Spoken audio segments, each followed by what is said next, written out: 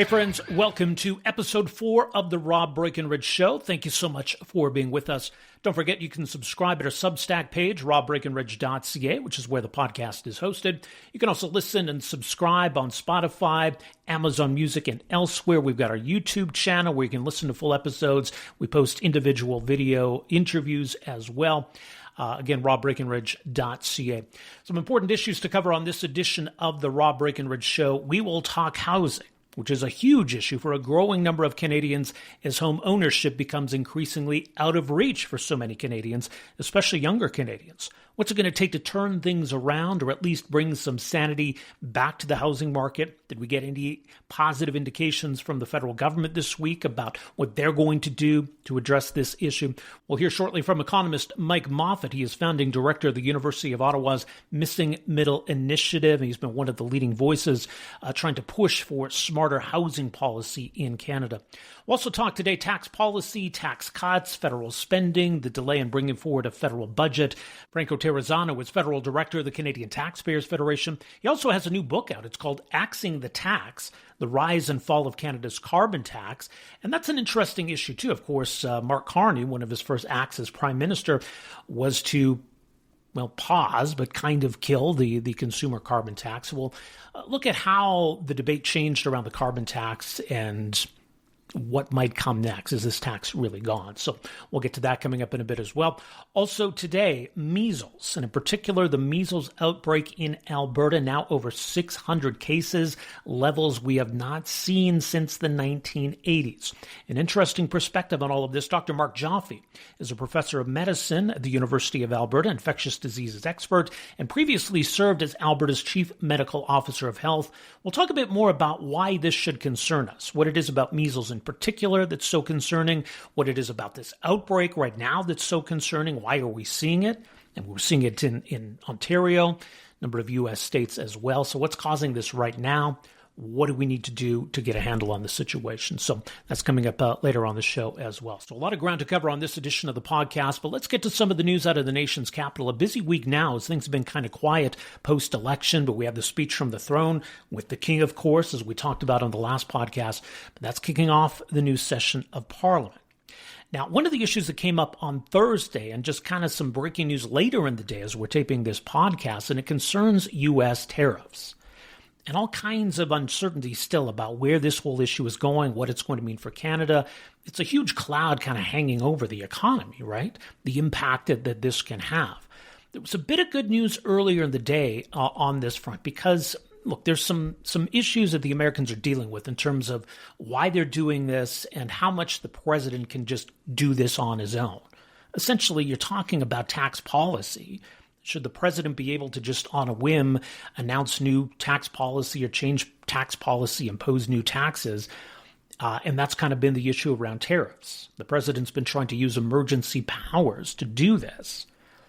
But given how broad and sweeping the tariffs are, is that a reasonable justification? So basically what had happened earlier was that the U.S. Court of International Trade basically quashed Trump's so-called Liberation Day tariffs. These were the 10% across-the-board tariffs that Donald Trump had announced, that was not in keeping with the scope of his presidential authority, or at least under these emergency powers.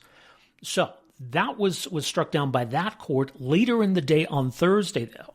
A U.S. appeals court, for now, allowed the president to continue imposing and collecting those tariffs, but they're going to hear the case. So that's where things stand. Prime Minister Mark Carney, who obviously has focused a lot on the whole issue of her relationship with the U.S. Since becoming prime minister. Here's what he had to say in the House of Commons. Now, this was in response to the initial court decision. The government welcomes yesterday's decision by the U.S. Court of International Trade, which is consistent with Canada's long-standing position that the U.S. IEEPA tariffs were unlawful as well as unjustified.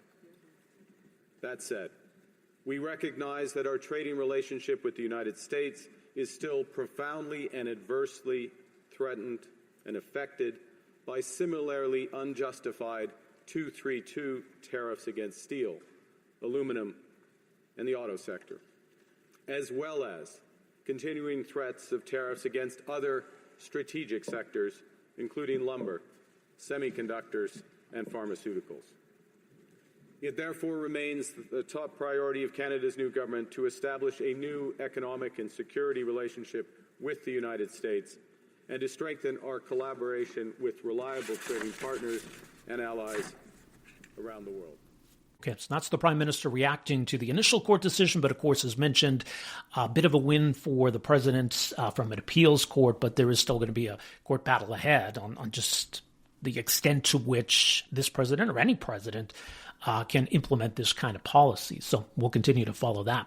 But as mentioned, the House of Commons is back, and housing is still a big issue for Canadians. It was a big issue in the election, understandably so. We're going to talk about that in just a second. I do want to play the bit of an exchange from question period on Thursday, and some questions for the new housing minister, who I would say awkwardly is the former mayor of Vancouver. Vancouver's not exactly a spot you would point to and say, hey, they're getting things right on housing, maybe the most unaffordable housing market in the entire country. But Gregor Robertson is now an MP. He's now the minister responsible for housing. So some questions here about what the federal government intends to do to address this issue. So a bit of an exchange from question period. First of all, you have Conservative MP Kostas Minagaskis asking some questions of the minister, some follow-up from another Conservative, Jacob Mantle. Here's that exchange. Mr. Speaker, the housing market in the GTA is descending into complete chaos. New data shows GTA home sales are the worst since the market crash of the 1990s, falling 89% below the 10-year average, and condo sales fell 94% below the 10-year average. Home prices are too high for buyers and too low for sellers. Sellers can't sell, buyers can't buy, builders aren't building.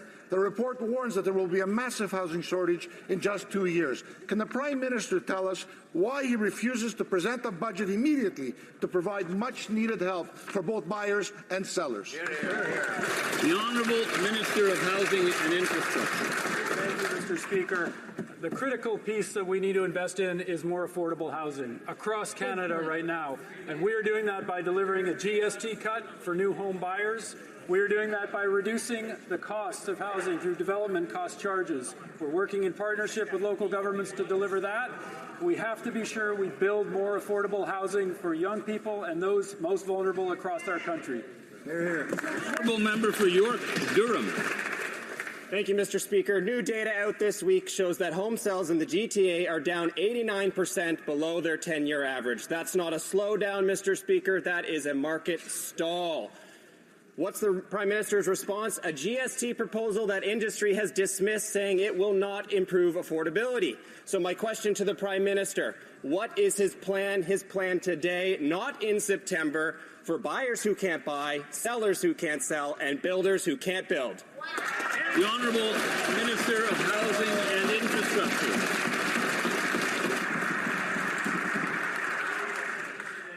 Thank you, Mr. Speaker. So we do have good news coming with the GST cut for first-time home buyers. We are seeing a stall in the market as people wait for that cut. We hope that the members opposite will support that cut. That's right, they should. We're also going to focus on building more housing on the affordable end of the spectrum. That's what the young people of Canada need. That's what we need to deliver in this House for the people of Canada. Yeah. Okay, so the minister responsible for housing giving some indication of what the federal government intends to focus on right now, but we need a real focus from all levels of government on this issue. So joining us to talk more about housing policy in Canada, what the problem is we need to address, what kind of policy we need to address it. Very pleased to welcome to the program here economist Mike Moffatt. He is founding director of the University of Ottawa's Missing Middle Initiative. You can read more at missingmiddleinitiative.ca. Mike, so great to have you with us here. Welcome to the program. Oh, thank you for having me. Let's start in Ottawa. We have the speech from the throne as the government lays out its priorities for this session of Parliament. Housing was mentioned, and there was a lot of talk, of course, in the election, too, about housing policy. But do we get a clear sign, maybe, of where things are going as far as Ottawa is concerned? Well, the kind of initial move that we're seeing from the federal government is the introduction of a GST rebate for first-time home buyers, which will be helpful. It will apply to homes under $1 million with a provision with a partial rebate between $1 and $1.5 million. That's helpful, but overall, there aren't that many first-time home buyers buying new homes. Otherwise, it's very high level, But that said, it is a little bit surreal. I never thought I'd hear the King of Canada talking about municipal development charges. So it was, it was an interesting throne speech, but we haven't really learned too much more about the government's priorities other than what was in the platform. Right. Other than this GST piece, which was introduced in the House on Wednesday, I think it was. Well, should they be going further on that front, or is maybe the GST, is that not the right policy lever right now? Where does it fit in? Yeah, I think they should go further. So the GST, because the GST only applies to new homes, it basically acts like a construction tax. And it's one of the few kind of direct levers that the federal government has to lower the cost of construction. Everything else are either working with provinces or doing things like this Build Canada Homes that they're proposing that, takes kind of several years. Whereas this is something they can do, has an immediate impact on the cost of buying a home. So we would certainly like to see the government remove this first-time home buyer restriction, make it like the existing GST rebate, which applies to anybody who's buying a home to live in. So it is only for primary residences. So we've gotten together with a group of like the Toronto Home Builders, West Group, Habitat for Humanity. We sent an open letter earlier this week calling for the federal government to say, hey, we like what you're doing on GST, but keep the current rules. Don't just apply it to first-time home buyers. We've heard the federal government, you alluded to, talk about a more active role, especially when it comes to affordable housing, maybe even a crown corporation to really try to accelerate, I guess it would be factory-built homes. Do you see the government having a role in that sense? How do you think this could impact, at least on the affordable housing side? Yeah, it could certainly help. So what the federal government has done over the last decade with the national housing strategy is more kind of a partnership approach where, they work with not-for-profits, they work with other orders of government to try and build social housing, affordable housing, and so on. And there's merit to that model, but, anytime you're working with other groups, it takes a long time. What they're proposing here is that they're going to just act as the developer themselves. Say, like, we've already got the land. Instead of trying to come up with these rickety partnership models, let's just act as a developer ourselves. And to be clear, they wouldn't actually be the ones, swinging the hammers and building the homes. They'd be working with, private sector contractors and builders and so on. I do think there's merit to it, but there's also a challenge because at the end of the day, if this is what the government's doing, it's a procurement process, right? They are procuring homes from the private sector. And we know from, anything from, fighter jets to office photocopiers, the governments are not very good at procurement. So I like what they're trying to do here, but this is the kind of thing where the implementation can go south really quickly. Of course, there's a new minister in charge of this important issue, and it's Gregor Robertson. He's the former mayor of Vancouver, and maybe there's some optic challenges there. And I mean, that's maybe Canada's most bonkers or unaffordable housing markets. But he kind of tripped over himself at an issue that almost lays at the crux of all of this. Do we or do we not want and need overall housing prices in Canada to come down? We do in most markets, yes. And there's been a little bit of a disconnect where some of the language the federal government is using is saying, okay, we need to lower the cost of constructing a house. But at the end of the day, okay, well, why would you want to lower costs? It's to lower price, right? The goal shouldn't be to have builders earn better margins on their building. It's actually to get prices down. So I do think that was a bit of a misstep. I think part of it stems from the fact that the federal government has never really set a vision for middle-class housing. They have the National Housing Strategy and some other documents that really set out a vision for what they want to see for affordable housing, to end homelessness, and so on. But they've never really set a vision for, okay, this is what we want the middle-class housing system to look like 5, 10, 15 years from now. And I think that's infecting their communications. I think they don't know how to describe what they're trying to accomplish because they don't entirely know what they're trying to accomplish. So I do think part of it is a comms issue. You're right. The fact that this is coming from a former mayor of Vancouver certainly doesn't help the optics. But I do think it illustrates a larger issue with the government, that it doesn't quite know what success looks like for the middle class, and they don't know how to describe it. Well, let's work and get politically delicate, because you've got homeowners in this country. You've got those who aspire to be homeowners, and keeping everybody happy is a challenge. I mean, is it even possible? I know there's this mythical sweet spot where housing prices just kind of slow down enough and wages rise and everybody keeps their equity, but becomes easier to buy a home. Is that realistic at all? Yeah, it's not particularly. And to be clear, I'm not suggesting the federal government should target home prices. I don't think they should have a plan going, okay, they should decline 2% a year for the next X number of years. But what I am suggesting is, given what the federal government has said, they want to build 500,000 homes a year, some of which they'd build, most of which would come from the private sector. If they did that, if they accomplished that, that's going to put downward pressure on prices. There's no way around that. And it's necessary at the end of the day. Like, if you look at, we did a study here at MMI saying, okay, let's suppose, for the sake of argument, we're just going to keep prices flat and let incomes catch up to home prices. Incomes have been increasing at about 3% a year in nominal terms, 1% after inflation. And we found in large pockets of the country, it would take somewhere between 20 to 40 years to restore affordability at that pace, particularly southwestern Ontario and lower mainland BC. Other pockets, Edmonton, yeah, you could do it, and it might take a year or two. You're already close to being relatively affordable. But large parts of the country, it's just not realistic to say, okay, we're going to let incomes grow, and just keep home prices flat. Now, income growth is a big part of the solution, but our home prices have gotten so out of whack, we just don't have time to wait to allow income growth to happen.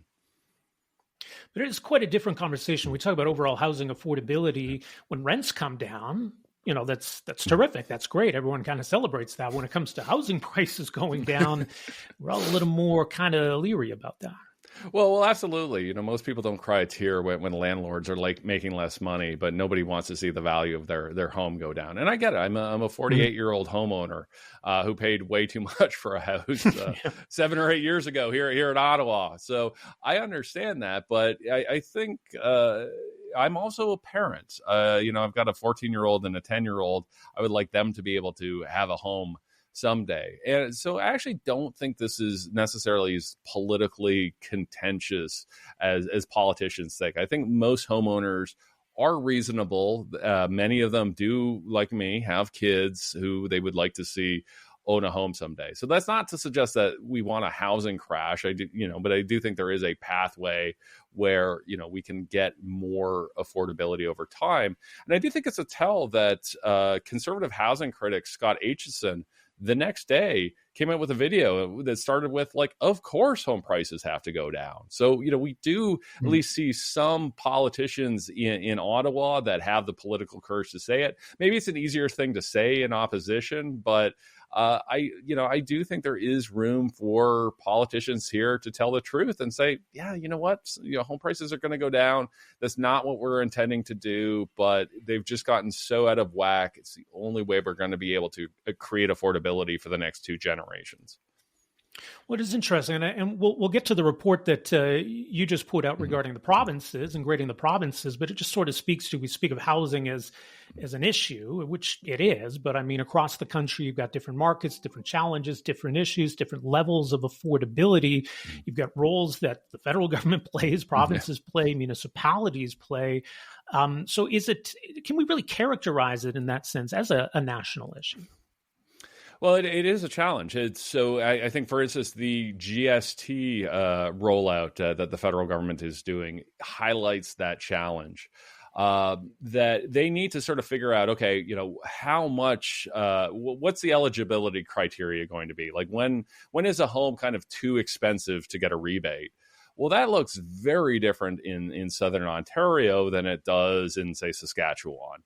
And, we saw that pressure firsthand when the Conservatives came out with their GST rebate, which would apply to everyone, not just first-time home buyers. Initially, they had it at $1 million. So a home had to be priced under $1 million to get the rebate.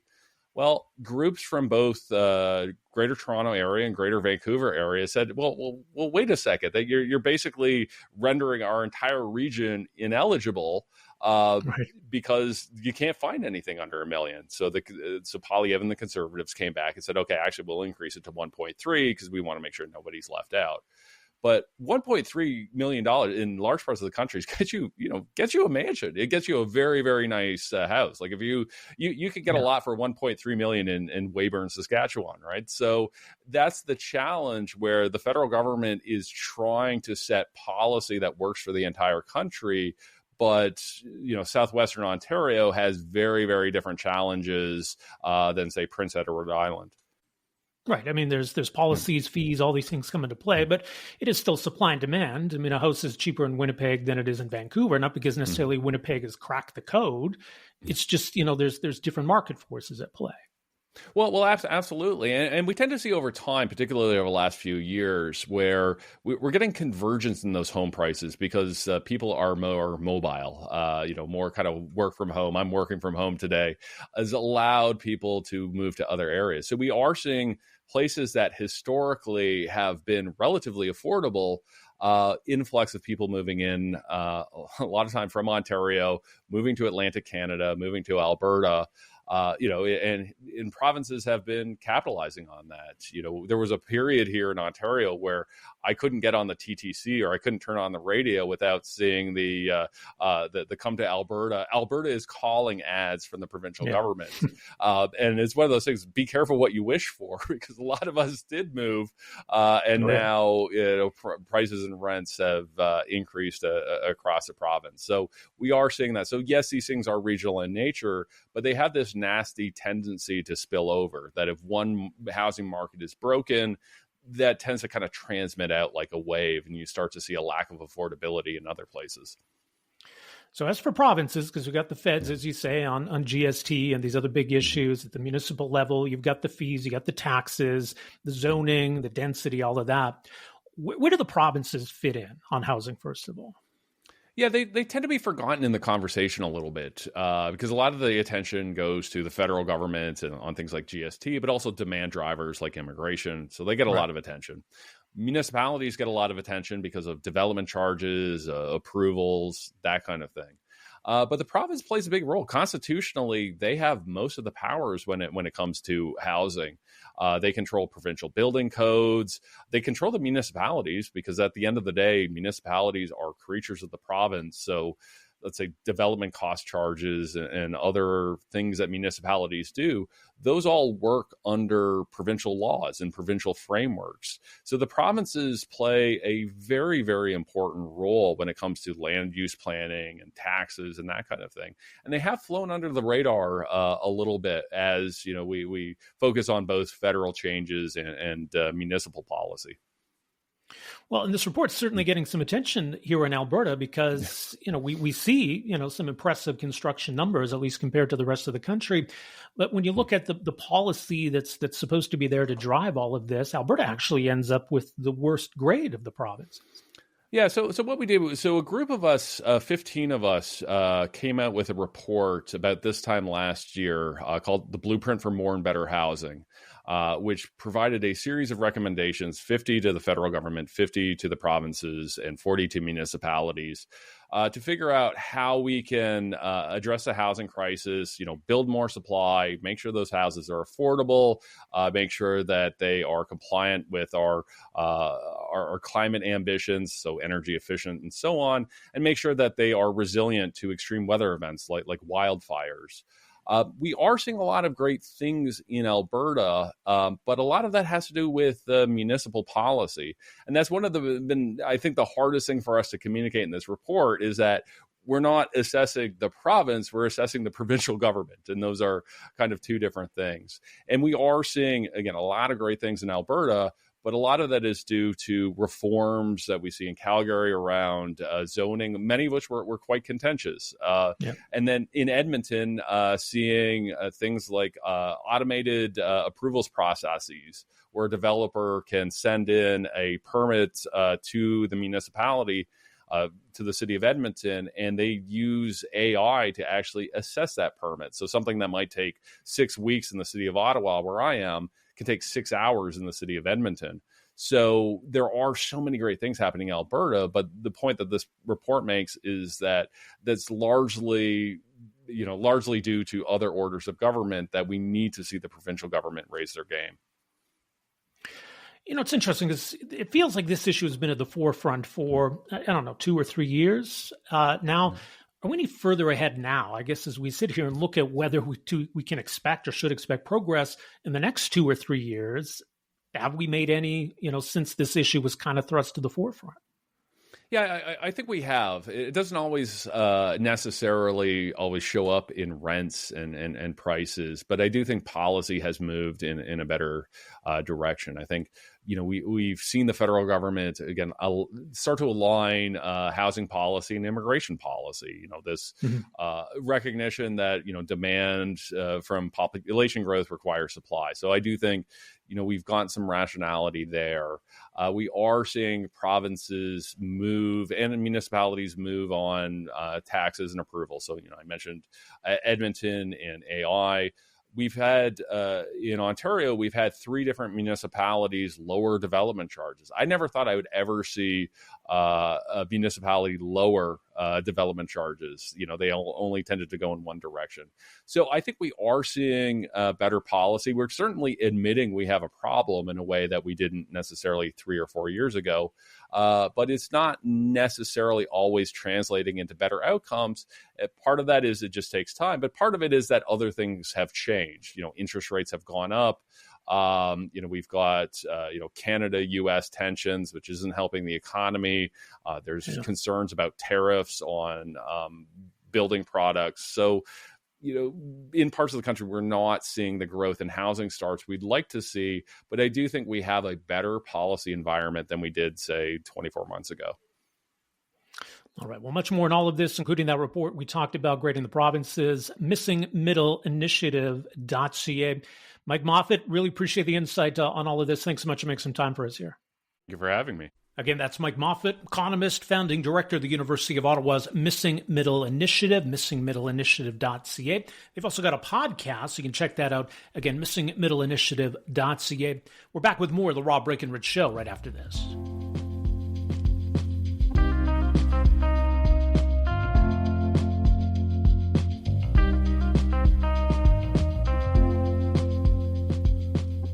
Welcome back. Let's shift from housing policy to tax policy, another area where the new Prime Minister, Mark Carney, has tried to address some of the concerns I think people had, or at least some of the areas where the government was vulnerable, maybe none more so than the carbon tax. And the Conservatives had hoped to have a carbon tax election, but that didn't turn out to be the case for the most part, because, of course, Mark Carney, one of his first acts as Prime Minister was to get rid of the carbon tax, or at least the consumer carbon tax. One of the other changes he made with regard to Liberal tax policy was canceling the proposed changes in capital gains taxes. There was also, during the election campaign, a promised middle-class tax cut that was referenced this week in the speech from the throne, and the government says they intend on following through on that quickly, even though we're not going to get a budget probably until later this year. Let me just play for you a clip of Conservative leader Pierre Poilievre, who was in Ottawa this week. Obviously, right now, he doesn't currently hold a seat in the House of Commons, but he was asked about some of these tax changes the government is considering, and saying, look, I mean, if the government wants to cut taxes, we'll certainly not get in the way of that. Here's what he said. Yesterday, the government tabled a Ways and Means motion with regards to 3 tax measures. Now, I'll just take a very brief trip down memory lane. Not to go too far back, but of course, we Conservatives have been leading a crusade for lower taxes, to axe the carbon tax and the GST off new homes, to cut income taxes. And of course, when we proposed this, the Liberals said we were crazy, and now all of a sudden they are, at least in part, plagiarizing our policy proposals and adopting modified and watered-down versions of them. Their motion will partly eliminate the carbon tax, the GST off homes, and give a very modest, very tiny income tax cut. So tiny that it would be barely enough to buy you a cup of coffee every week at a Starbucks. But it's better than nothing. Conservatives came here to fight for lower taxes and more purchasing power. And so we are going to put forward amendments to this motion that will get rid of the entire carbon tax for everyone, for real, for good. We also push for the GST to come off of more homes so that we can encourage more building and more buying. And we'll push for a bigger income tax cut that people will actually notice so that hard work really does pay off for a change. Finally, we are going to push for cuts in bureaucracy, consultants, corporate welfare, and foreign aid so that we can match the lost revenue with lower spending in order to avoid adding to the deficit. Every dollar of deficit spending is a dollar of inflation that ultimately shows up across the country. We cannot print and borrow our way to prosperity. We need sound money again, and that means bringing down the deficit. So we will, that said, we are the party of taxpayers. We will vote for every tax cut, always and everywhere.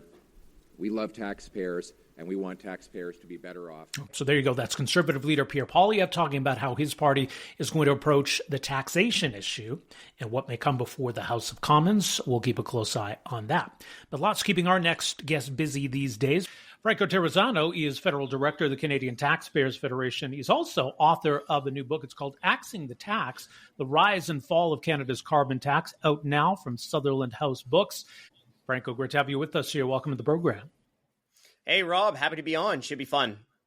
Let's start with, I guess, what appears to be a tax cut forthcoming from the federal government. Tuesday's speech from the throne reiterated the commitment for what the government calls this middle-class tax cut. Now, I guess things may be going in the right direction, better than taxes going up, but how significant is this, and how confident should we be that this is going to happen?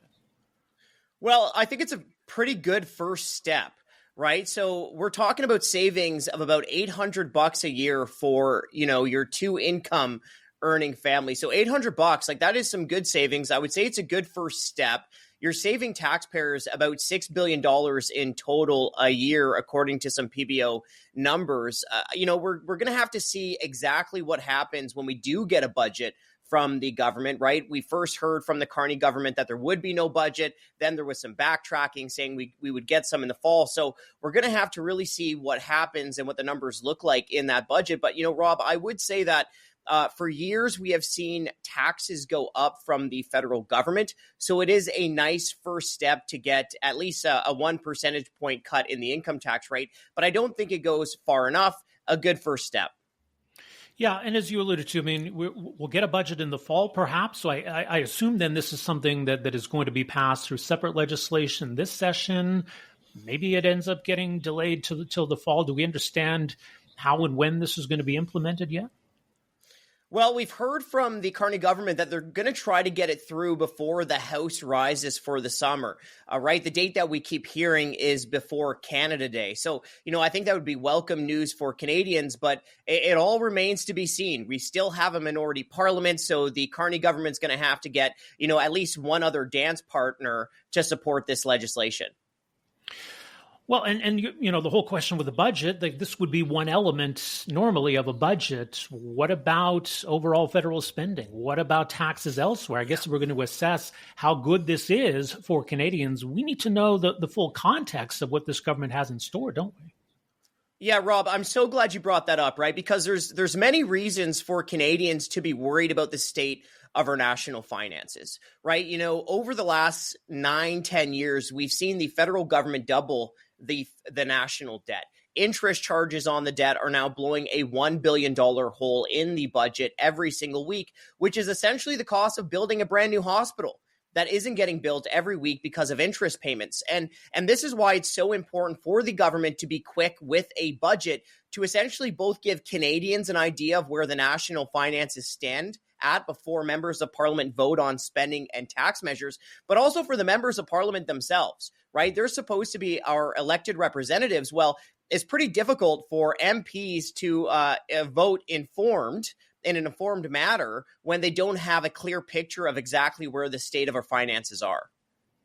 And by the way, speaking of elected MPs or those who were not elected in the last election, quite a turnover, more than 100 now former MPs, including, of course, now former Prime Minister Justin Trudeau, the Canadian Taxpayers Federation, out with some new numbers just this past week here. How much are we spending in order to send these folks off into the next steps of their lives or careers here in terms of severance and pensions? Some pretty big numbers.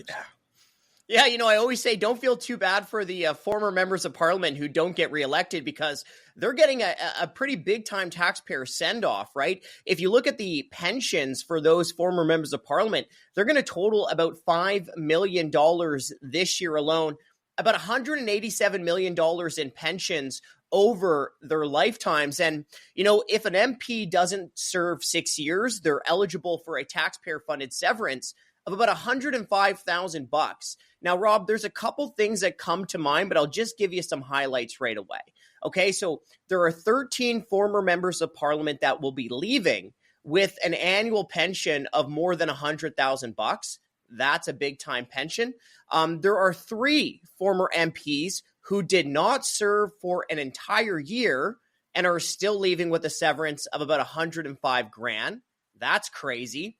And here's the last point that really stuck out to me is that prime ministers walk away with 2 pensions, an MP pension, but then also a prime minister's pension on top of it. And, the value of these pensions is going to be in the millions of dollars for someone like former Prime Minister Justin Trudeau.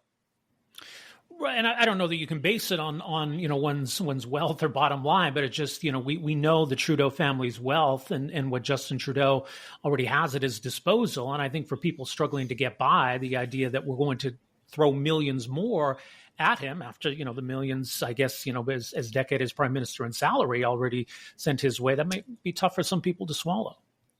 Oh, of course. I mean, look, a prime minister's salary while they're in office is already more than $400,000. Right? Every single year they get a pay raise on April 1. So the prime minister's current salaries is just shy of $420,000. And then as they leave office, a prime minister, they get an MP pension and a prime minister's pension. Okay. So Trudeau's MP pension will start at about $141,000 a year. It'll total about $6.5 million over his lifetime.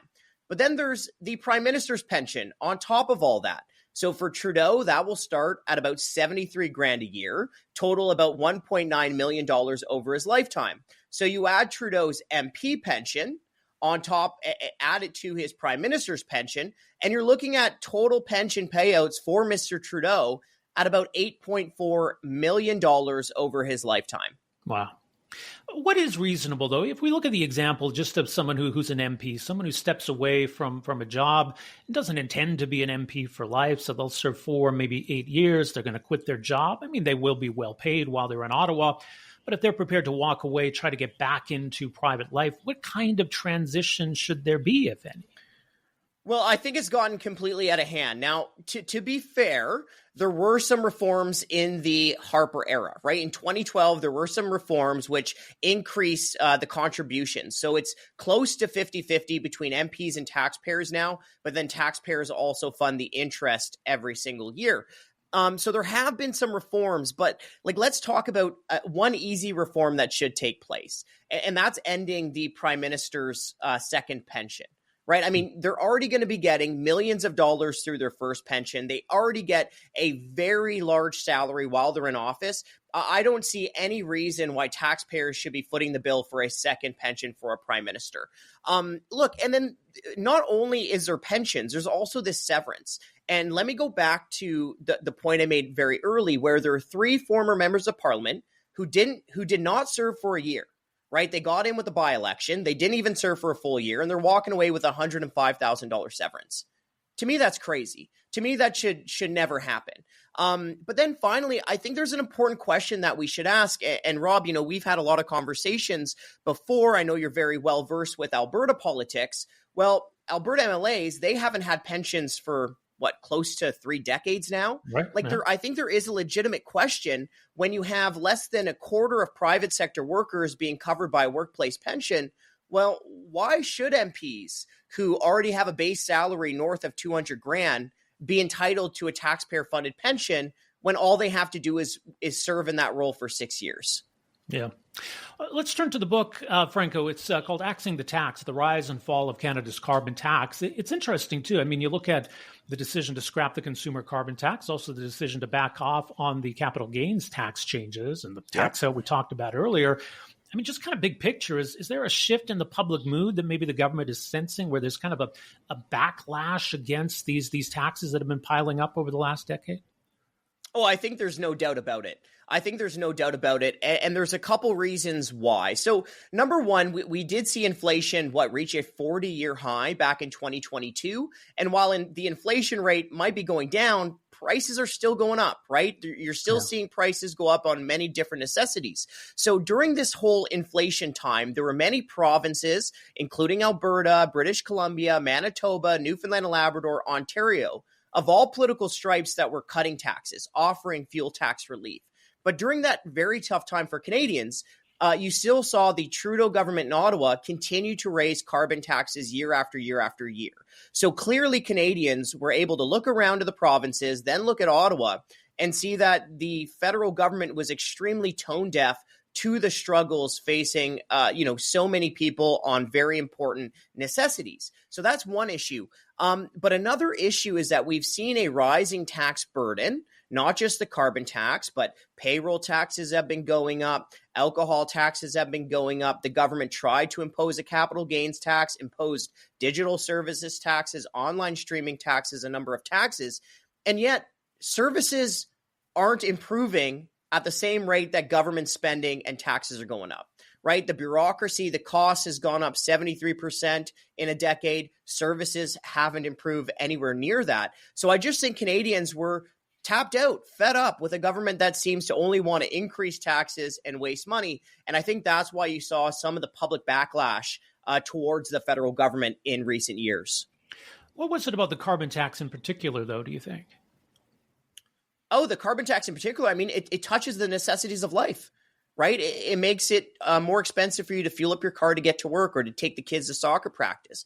It makes it more expensive for you to keep the heat on during the winter. And what really sparked fury in particular to home heating is when the Trudeau government also took the carbon tax off of furnace oil for 3 years, right? A clearly political move that really benefited the Liberal stronghold of Atlantic Canada, but then left essentially everyone in the rest of the provinces continuing to pay the carbon tax. So one of the biggest backlashes against the carbon tax is just that it makes the necessities of life more expensive, and it increasingly did so year after year after year.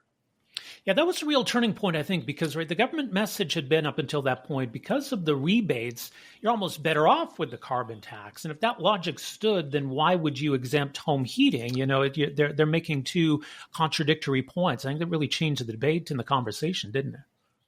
Oh, I couldn't agree more than that, right? Because you had Trudeau surrounded by his Liberal MPs from Atlantic Canada, and the podium in front of Trudeau had something to the effect of making life more affordable.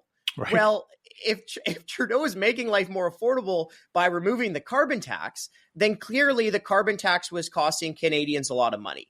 And when Trudeau did that, I think it became very obvious that his favorite talking point was gone, that nobody believed it, but also just the pure political rank regional favoritism that was at play.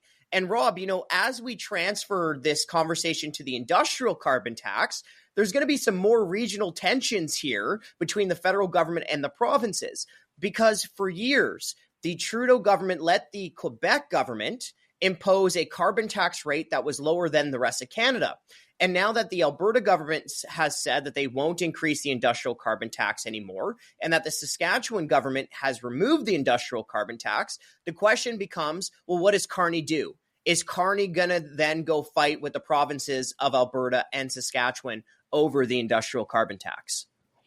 Well, yeah, and I mean, the details matter. Alberta was the first to bring in an industrial carbon pricing system, but in terms of, the rates and compliance and what it all means to business and by extension consumers, I mean, like I say, the details do matter. So where are we at right now in terms of the kind of impact this is having or could have in the years ahead? Well, where we are right now is that just before the election, the Carney government set the consumer carbon tax rate to zero. right? And cabinet has the ability to do that. But what cabinet doesn't have the ability to do by itself is to fully repeal that piece of the legislation. So the carbon tax law is still on the books, which technically means that members of parliament or cabinet can then increase the carbon tax again. Now, Carney has said he wouldn't do that, that they would repeal the legislation. Well, we're going to hold them accountable and live up on that promise. Now, where I think the fight is going next is on this industrial carbon tax, right? The carbon tax that applies directly to businesses like oil and gas companies, fertilizer plants, steel manufacturers, things of that nature. And where it becomes interesting is to remember what's going on with the United States, right? We know that, there's this huge tensions between us and the US. Well, one of the issues here is that, of course, the United States government doesn't impose carbon taxes, doesn't impose industrial carbon taxes.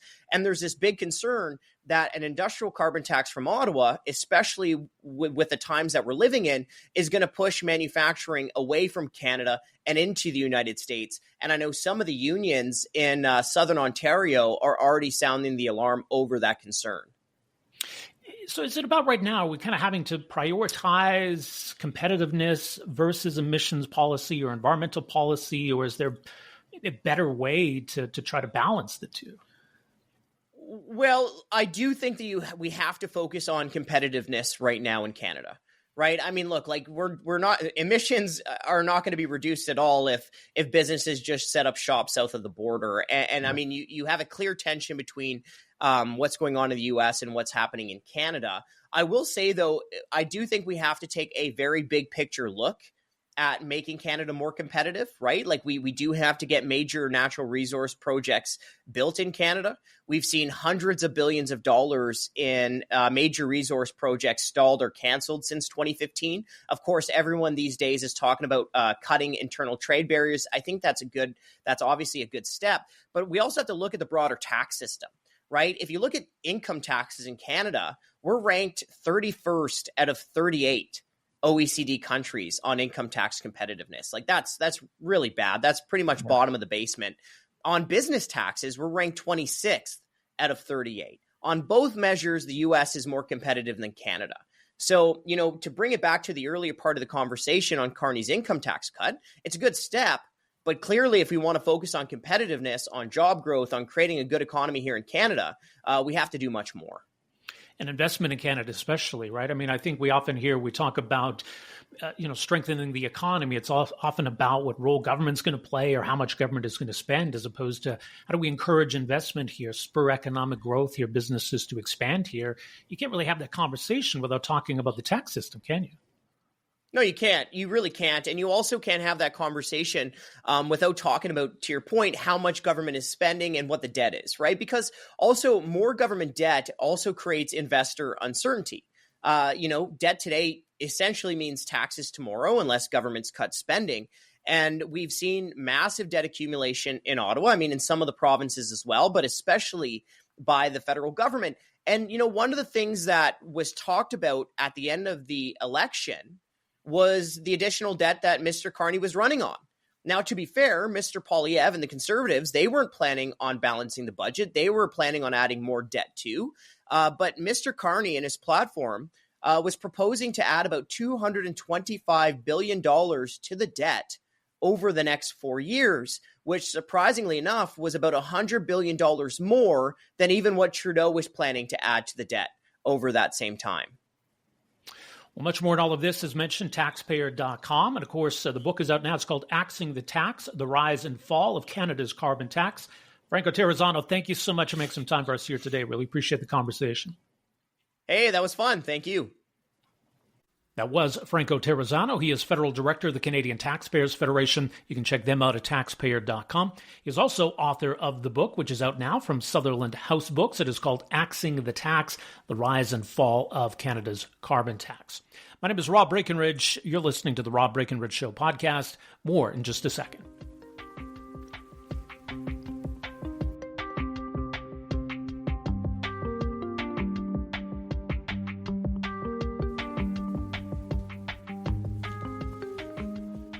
Welcome back. Alberta's measles outbreak shows no signs for now of slowing down.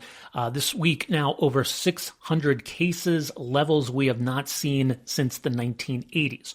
Now, Alberta is not the only jurisdiction going through this. Ontario is seeing a pretty bad outbreak, but certainly in Western Canada, Alberta's really stands out. This has been an issue south of the border too. A number of jurisdictions in the U.S., particularly Texas, been having a huge outbreak. And of course, there's all kinds of debate around vaccines and vaccination policy, which is, I think, undermining our response to measles. We've got a measles vaccine that is very safe and very effective. And yet, as those vaccination rates drop, it opens the door for this disease to return. So what can be done about all of this? And why are we seeing all of this right now? Well, our next guest wrote an op-ed about a month ago warning about all of this. Dr. Mark Joffe is a professor of medicine, infectious disease expert at the University of Alberta, and previously served as Alberta's chief medical officer of health. Dr. Mark Joffe, so great to have you with us here. Welcome to the program. Thanks very much for having me. You wrote an op-ed, I guess it was about a month ago, just over a month ago, sort of, calling attention to the situation, warning that we needed to get a handle on this. Things have worsened considerably since then. Was that kind of to be expected, right? A situation that maybe has to get worse before it gets better? It was predictable. We know that we have a lot of susceptible individuals in the province, people who have not been immunized for measles, and therefore we knew that this would continue for a considerable period of time before ultimately it will settle down. What's unique about this year then? I mean, we've seen outbreaks in the past, and I mentioned too that, Alberta's not the only jurisdiction going through this. What sort of led to this year's situation as we understand it? I think the situation is one that has gradually come upon us. Now, nothing here is a surprise. We knew that this would happen. Exactly when, we of course couldn't predict. But we've known for some time that we were at risk for a large measles outbreak in the province. And in fact, this is the worst outbreak that we've had for sure in this century. We had an outbreak of about 123 infections in the year 2000. And then in 2013, 2014, we had two outbreaks of about 44 and 23 or thereabouts. Aside from that, we've had individual cases along the way. And then again, this year, of course, we're having a very large outbreak. Yeah, that's the thing. Eradication doesn't mean zero cases. And I think Canada officially got that status, maybe it was the late 90s or about 25 years ago. Is that now at risk, though, when we see outbreaks of this size? Very much so. We need to be careful that we use the right term. There are two terms that are often confused. There's elimination and there's eradication. So eradication means that a disease is completely gone from the world. Okay. So for human diseases, there's only one example where that has happened, and that was smallpox. We used to immunize for smallpox. Smallpox was eradicated. We no longer immunize for it because there is no smallpox in the world.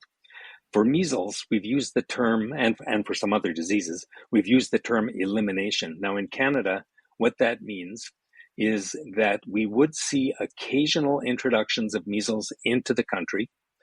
There would typically be small outbreaks, but it would be contained, and there would not be ongoing spread month after month after month. That really is the definition of elimination, that you can control an outbreak of measles within a year. So Ontario, of course, has been going through this since October 2024. We're not quite at a year, but as this goes on, we will see that our elimination status could be threatened. Mm-hmm. And I think, measles was once quite common, and partly there are people who went through that and maybe have the idea that it wasn't that bad, or just, the distance that's passed since that was more common. People just kind of forget about measles or don't think about measles. But why should we worry about it? Yeah, those are really important questions. And you're right, people don't worry about measles now because it's a disease that we've forgotten about. If we go back a number of years, there was nothing we could do about measles. It was truly a rite of passage in childhood. And because they're pre-vaccine, because there was nothing really that could be done about it, again, we didn't worry about it. People didn't worry about it too much because there was nothing you could do about it. But every year pre-vaccine, or every 2 to 3 years, there would be very large outbreaks of measles in Canada. And it's important to understand measles is a fairly severe childhood illness. It's more severe than most childhood illnesses. That's the first problem. It's the most infectious of all of the diseases that we know of. So each individual with measles will typically infect 12 to 18 others if they are not immune to measles.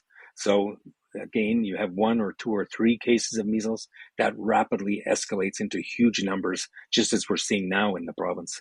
Individuals with measles, we should emphasize, most people who catch measles will have a miserable illness for a week or so, and then will get better. But some don't. Yeah. There are complications so from far, measles. I think there's been about 44 hospitalizations was the last number I saw, and that's mostly children. What Correct. sort of complications then from measles will lead to hospitalizations? The most common complication that will lead to a hospitalization is pneumonia. So the measles virus directly infects the lungs and can cause pneumonia, or there can be a secondary bacterial infection that follows the infection with measles a few days later. The other thing that sometimes will lead to hospitalization is diarrhea.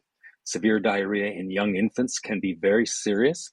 And then the final thing that we worry about a lot is brain infection or encephalitis that can also lead to hospitalization and serious outcomes. Infections, I guess, there's a way to treat that. But in terms of a treatment for measles, that really doesn't exist, does it? There is no treatment for measles. All that we can do for measles is to try to prevent it. And in fact, we can prevent it. We're very effective at preventing it with 2 doses of measles vaccine. One of the weird things about the virus, if you could explain this idea of the sort of amnesia of the immune system, where the immune system almost forgets other diseases it had been exposed to. What's happening there? Yeah, thanks. That's a really important point that most people don't recognize. So again, measles causes a fairly severe infection with illness over a week. Most people will get better. As we've just talked about, there are some complications. But what isn't often appreciated is that infection with the measles virus leads to immune amnesia, as you just described it. It leads to an immunodeficiency state that will last for the next 2 to 3 years after an infection with measles. The measles virus targets the cells of the immune system, and we know that there can be a 20 to 70% depletion of those immune cells and antibodies, which means that after the individual completely recovers from measles, they're actually at risk to develop other kinds of infections over the next 2 to 3 years. And of course, that can lead to serious illness, hospitalizations, and occasionally deaths. As you say, we know how to prevent this. We have a vaccine that is tried and tested and is very effective. I mean, there have been a handful, I think, of cases in vaccinated people. But talk a bit about then the safety and the efficacy of this vaccine.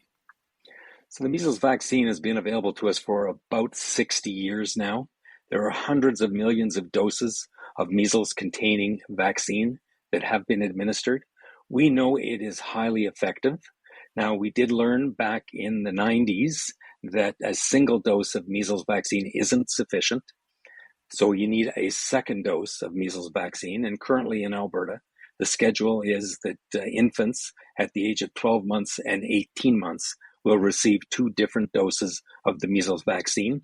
And we know that having received 2 doses of the measles vaccine is very close to 100% protective. Again, based on 60 years of experience, we also know that the vaccine is very safe.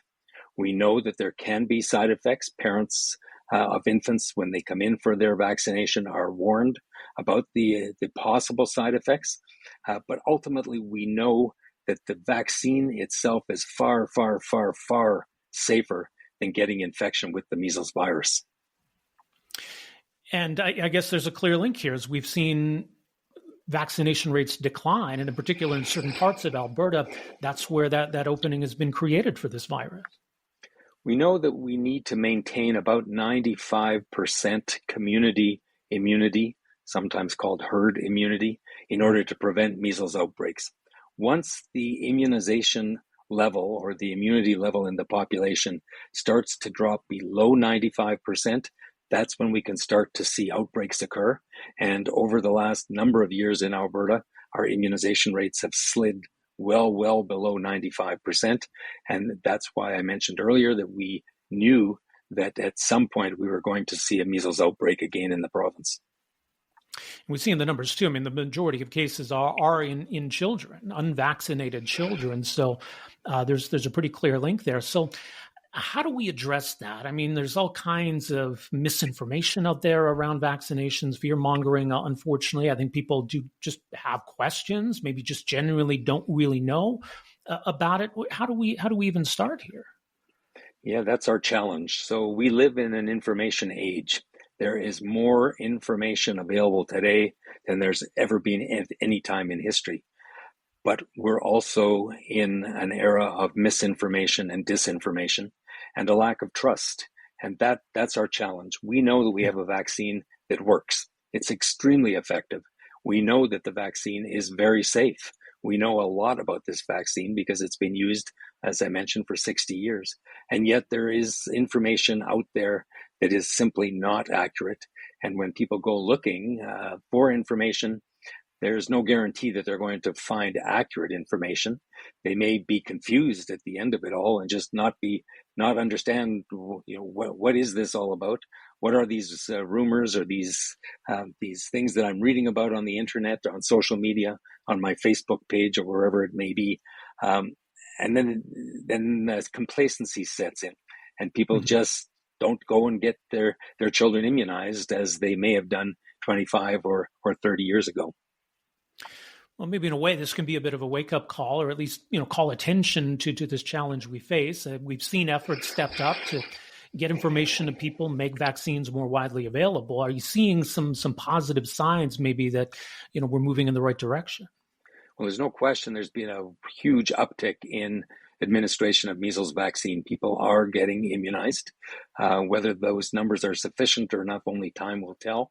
But there's been a huge uptick in the number of doses of measles vaccine that have been given since this outbreak started. Of course, the challenge is we should have been able to prevent this in the first place. But, I will say the big challenge that we face is vaccines are kind of victims of their own success. Most people in Alberta wouldn't know anything about measles. We really haven't seen much measles in the last 25, 30 years. So they forget what measles is and why it's a disease that we should prevent. But I'll also say that measles is just the warning. Measles is the most infectious of all of the diseases we know of. So it's the first one that we're going to see as vaccination levels drop. But we'll start to see others. Rubella is another example. In fact, it's contained in the same vaccine. Rubella itself is a very mild disease that honestly we wouldn't care about, except when pregnant women acquire rubella, they transmit it to their fetus, and the fetus is born with horrendous complications. That's why we wanted to eliminate rubella. And in fact, we've been very effective at eliminating rubella in the province. But it will come back as well, because again, it's part of the same vaccine. And then, of course, other diseases that today are vaccine preventable, we're going to start to see again as our immunization rates decline. Well, important point. We'll continue to monitor this situation. Dr. Joffe, really appreciate your insights on all of this. Thank you so much for making some time for us here. Really appreciate it. Thanks for the opportunity. And there you go. That is Dr. Mark Joffe, professor of medicine, infectious diseases expert at the University of Alberta, previously Alberta's chief medical officer of health. We're back to wrap up this episode of the podcast right after this.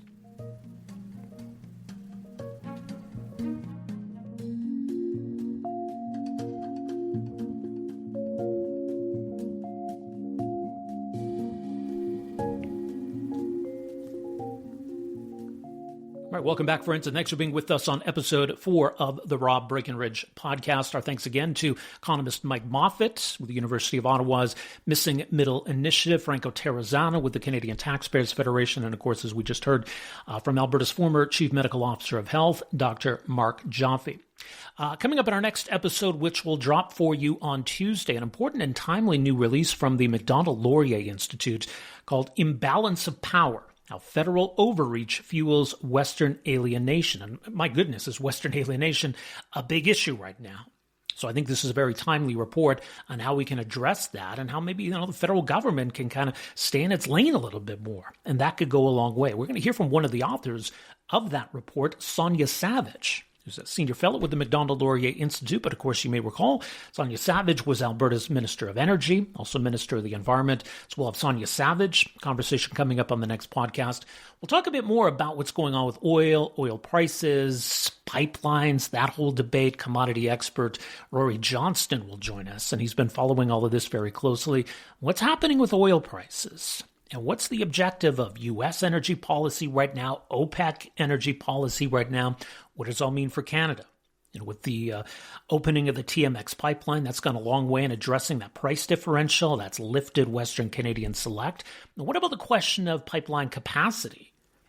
Do we have enough capacity right now? Are we going to need new pipelines or expanded pipelines? And if so, when? And what about prices? How does that factor into these investment decisions around pipeline infrastructure? Then, of course, is the whole question of federal policy. But we'll break that all down with Rory Johnston. He'll be with us on our next episode as well.